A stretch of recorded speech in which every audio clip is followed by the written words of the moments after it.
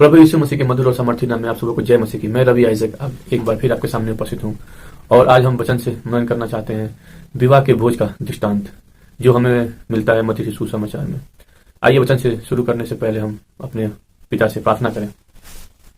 धन्यवाद धन्यवाद धन्यवाद देते हैं खुदा ने सुंदर समय के लिए जो आपने हमें देखने का मौका दिया। खुदा आपका धन्यवाद देते हैं पिता। हम धन्यवादित है यीशु नासरी कि आपने इस वचन से मनन करने के पिता सर आपने मौका दिया खुदा, इसके लिए भी आपका धन्यवाद देते हैं पिता। हम धन्यवाद देना चाहते हैं पिता सर अपने प्रिय दर्शकों के लिए। यीशु नासरी आपने उन सबों को पिता सर सुरक्षित रखा खुदा, हम आपका धन्यवाद देते हैं। उनके परिवारों के लिए पिता सर, उनके परिवारों में पिता सर हर एक परेशानियों से पिता सर आपने उन सबों को सुरक्षित रखा खुदा, हम आपको धन्यवाद देते हैं यीशु नासरी पिता।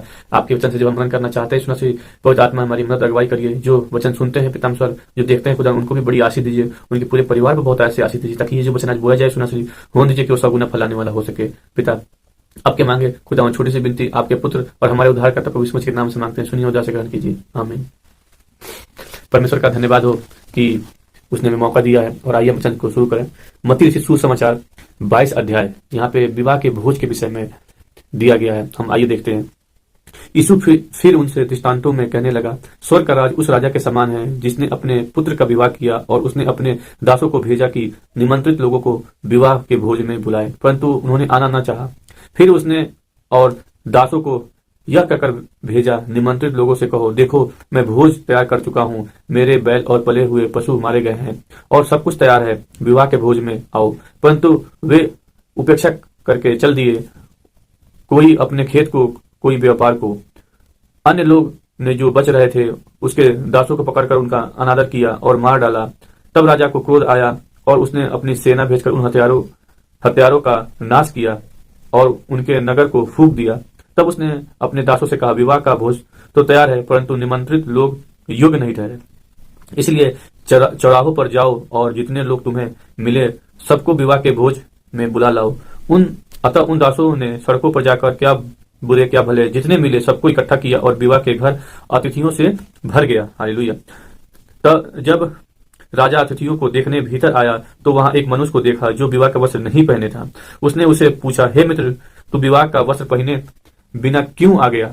उसका मुंह बंद हो गया। तब राजा ने सेवकों से कहा, इसके हाथ पांव बांधकर उसे बाहर अंधियारे में डाल दो, वहां रोना और दांत पिसना होगा, क्योंकि बुलाए हुए तो बहुत हैं परंतु चुने हुए थोड़े हैं। हालेलुया। परमेश्वर का धन्यवाद। ये बहुत अद्भुत विषय है मेरे प्रियो, इसको हम गहराई से मनन करना चाहते हैं। पवित्र आत्मा आज हमें मदद करे बोलने में और वचन को समझाने में। हम जब देखते हैं कि यीशु मसीह जो स्वर्ग के दृष्टांत, स्वर्ग के राज के बारे में बता रहे हैं कि जिसने अपने पुत्र का विवाह किया और अपने दासों को भेजा कि निमंत्रित लोगों को बुलाए।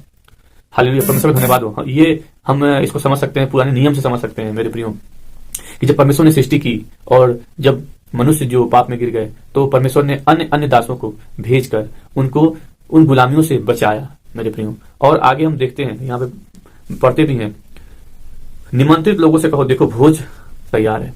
यानी जो परमेश्वर के बुलाए हुए थे इस्राएली जो थे उनको, उनके लिए यहाँ पे हम पढ़ते हैं। और उन्होंने क्या किया उनकी, परंतु 5वें में लिखता है, परंतु वे उपेक्षा करके चल दिए, कोई खेत में कोई व्यापार को। हालेलुया। परमेश्वर के जब क्या हुए, चेले जब आए, उनके दास आए तो उन्होंने उनकी उपेक्षा कर दी। कोई कहीं चला गया, कोई कहीं चला गया। और जो बच गए थे, हम देखते हैं, पाते भी हैं बच्चे ने पढ़ते हुए, कि कुछ तो दास को उन लोगों ने मार दिया, नुकसान पहुंचा दिया, उनको मृत्यु दे दी। और इस पर क्या हुआ, राजा का क्रोध भड़क गया और राजा ने क्या क्या कहा, हम आगे देखते हैं कि उस नगर को फूंक दिया। लेकिन उसने ये कहा कि विवाह का भोज तो तैयार है, कोई ना कोई इसे खाएगा।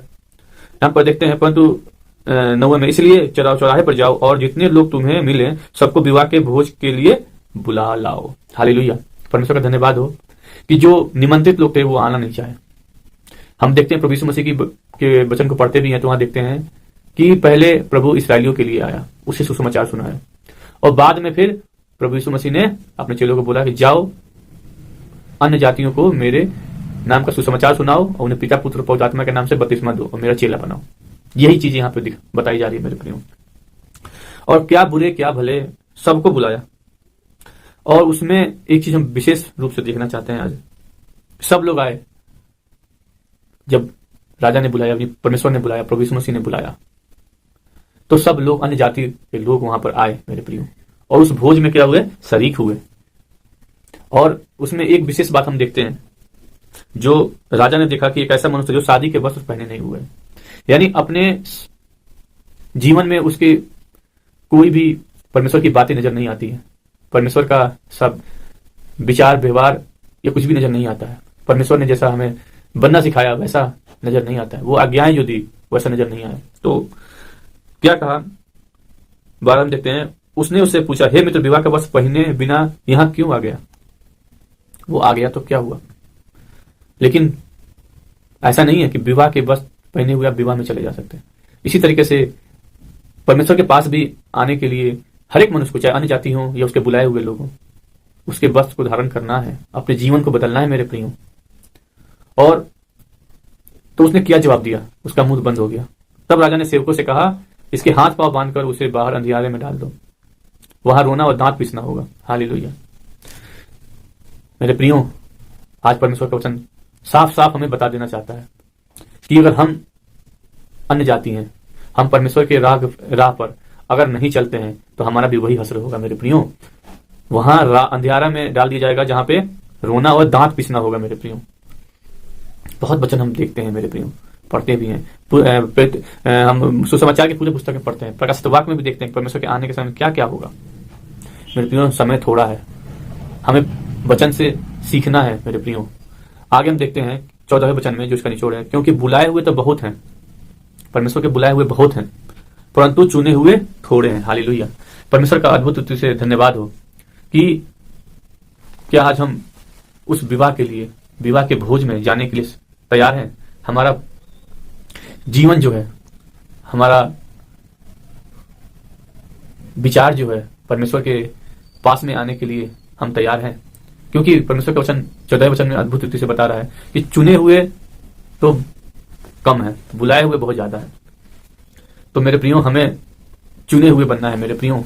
हमें अपने जीवन को परमेश्वर जैसा चाहता है वैसा बनाना है मेरे प्रियो। हम क्या करते हैं, आज भी हम, इससे पहले भी वीडियो में हमने चर्चा कर चुके हैं कि हम लोग परंपरा में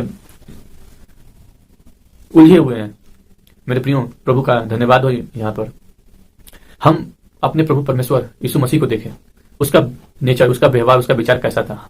हम कोशिश करें मेरे प्रियो, जिस प्रकार से प्रभु यीशु मसीह इस जिंदगी जीवन पर रहे और उन्होंने बहुत सी परेशानियां सही। हम लोग गाना भी गाते हैं, जंगली दरख्तों के दरमियान एक सेब के पेड़ के समान नजर आता है मुझे ए मसीह, सारे संतों के बीच में तू, हम करूं तेरी ये प्रभु। ये वचन क्या बताता है, ये गाना क्या सिखाता है हमें मेरे प्रियो? वचन का हम अध्ययन करें, हम दुनियावी बातों में न पड़े कि हमें एक ही जीवन मिला है, ऐसो आराम जिंदगी, और अपने ही धन संपत्ति के लोभ में और उसके घमंड में चूर होकर हम अपने जीवन को नष्ट ना करें मेरे प्रियो। परमेश्वर का वचन आज हमें बताना चाहता है, सिखाना चाहता है कि बुलाए हुए तो बहुत हैं, चुने हुए थोड़े हैं। उस विवाह के भोज में जो परमेश्वर हमारा कर रहा है, उसमें हम सम्मिलित हों, ज्यादा से ज्यादा लोग सम्मिलित हों मेरे प्रियो, और परमेश्वर के उस राज में प्रवेश करें जो अनंत जीवन का है, जहां हमें कोई तकलीफ नहीं होगी, क्योंकि परमेश्वर प्रभु यीशु मसीह जो जिंदगी जीवन पाया, उन्होंने हमारे मनों में ये विश्वास दिला दिया कि पुनरुत्थान है, और उसी पुनरुत्थान के लिए हम सब तत्पर रहें, हम सब अपने जीवनों को परमेश्वर को चढ़ाए, जीवता और भावता हुआ बलिदान चढ़ाए मेरे प्रियो। परमेश्वर हमसे कुछ नहीं मांगता, हमारी धन ना हमारी संपत्ति, केवल हमारे छोटा सा हृदय मांगता है। हम अपने प्रभु परमेश्वर को अपना मुक्तिदाता अंगीकार करें, अगर कर चुके हैं तो उसके साथ अपने जीवन को बनाए मेरे प्रियो। केवल हम मसीही संगति में आगे बढ़ते चले जाएं। आजकल हम चर्चों में देखते हैं, हम पाते भी हैं मेरे प्रियो कि विभिन्न प्रकार के स्टाइल्स और विभिन्न प्रकार के बातें होती रहती हैं कलीसिया के अंदर, चर्च में। लेकिन परमेश्वर के वचन से अगर हम किसी को बोल दें कि आप बताइए परमेश्वर के वचन को, परमेश्वर ने आपके जीवन में क्या काम किया, तो मेरे प्रियो हमें शब्द नहीं मिलता है उस परमेश्वर के बारे में बताने के लिए, उसका धन्यवाद देने के लिए हमारे जुबान में शब्द नहीं आते मेरे प्रियो। ये बहुत ही दुखद बात है मेरे प्रियो। परमेश्वर का हम धन्यवाद देते हैं इस अद्भुत वचन के लिए, विवाह के भोज के लिए, कि उसने हम सबको बुलाया है, चुना है मेरे प्रियो, और हमारी ये नैतिक जिम्मेदारी बनती है कि इस वचन को हम और ज्यादा से ज्यादा लोगों तक पहुंचाएं मेरे प्रियो। प्रभु यीशु मसीह ने 12 चेले बनाए और उन 12 चेलों ने हम सबको चेला बनाया मेरे प्रियो। आज हमारी भी नैतिक जिम्मेदारी है कि वचन को विभिन्न प्रकार से बांटें, फेसबुक, यूट्यूब, और जिस तरीके से हम बांट सकते हैं मेरे प्रियो हम बांटते हैं। परमेश्वर का राज नजदीक है, क्योंकि वो समय कोई नहीं जानता कि प्रभु यीशु मसीह किस प्रकार से किस समय आ जाएगा।